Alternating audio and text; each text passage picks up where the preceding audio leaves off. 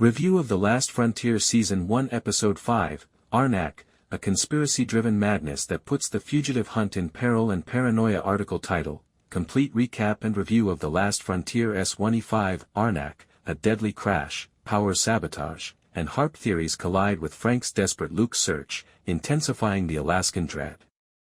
The Apple TV Plus Episode 5, Arnaq, which premiered on October 31, 2025, streaming exclusively on Apple TV Plus, marks the halfway point of The Last Frontier Season 1. It is a conspiracy-laced pressure cooker that constricts Alaska's frozen expanse. Still reeling from the aftermath of the prison plane crash, this 51-minute chapter, which was written by Richard DeVideo and directed by Kari Skogland, changes the focus from the local alliances of Episode 4 to a desperate family rescue in the midst of paranoia fueled by HAARP. At its most insane, The Last Frontier it received a riveting 8.7/10 for combining neo-Western grit with tinfoil-hat twists, with 70% heart-pounding pursuits and 30% soul-chilling stakes. However, the conspiracy dump occasionally slows down the pace. Summary of the episode, complete recap, warning, spoilers. The show begins with a dazzling whiteout. After being beaten up by the cliffhanger chase in Episode 4, Jason Clarke's character Marshal Frank Remnick redirects the quest to find his son Luke, Tait Blum, who disappeared following a mysterious call regarding strange lights close to the crash scene. As Frank teams up with Sidney, Simone Kessell, to search out isolated cabins, his guilt boils. Reminiscences of Luke's early hunting excursions are intercut with his present-day desperation. Their lead, a fragment of the Bloody Flight manifest that shows Romero, Clifton Collins Jr., planning from the background.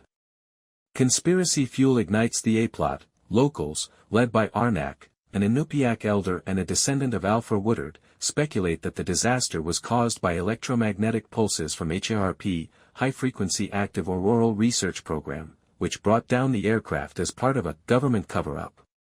Frank brushes it off as tinfoil BS until Sidney discovers a sabotaged power relay close to the location, which leads to a mock citywide blackout. Before Romero codes under strange circumstances, Sarah, Haley Bennett, at the Fairbanks emergency room tends to a crash victim, guest star Mykelti Williamson, mumbling about devil in a suit, his trademark. Subplots intertwine in danger. Havelock, Dominic Cooper, stranded in an abandoned mine, shows weakness to a prisoner, a reference to American Dream from Episode 4, and plans a power grid attack to conceal his escape. After stumbling into a fugitive trap while driving a stolen snowmobile, Luke does a heart-stopping cliff dive that closes the act with a genuine crash, vehicle flipping into a ravine, flames against snow. Frank and Deputy Wolf, guest star Yvonne Strahovski, argue over etiquette, with Deputy Wolf's, by-the-book, attitude crumbling under familial devotion. The hour builds to two climaxes, Sidney's evidence grab, a HAARP-connected drive that verifies sabotage, and Frank's tundra rescue of Luke, dragged from wreckage, barely breathing, clash. Romero's plan comes to life as Fairbanks experiences flickering power spikes. Over the blackout, Frank's voiceover growls, "In the dark, the frontier fights back." Episode 6 teaser, Sidney is fighting for the drive amidst ER suspects in the pandemonium caused by the mass outage. What works? Parental panic, pursuits, and paranoia. The Last Frontier weaponizes its environment in Arnaq. Whiteouts are transformed into white-knuckle suspense under Skogland's direction, drone images of infinite snow reflecting loneliness, handheld cams in the ravine crashing.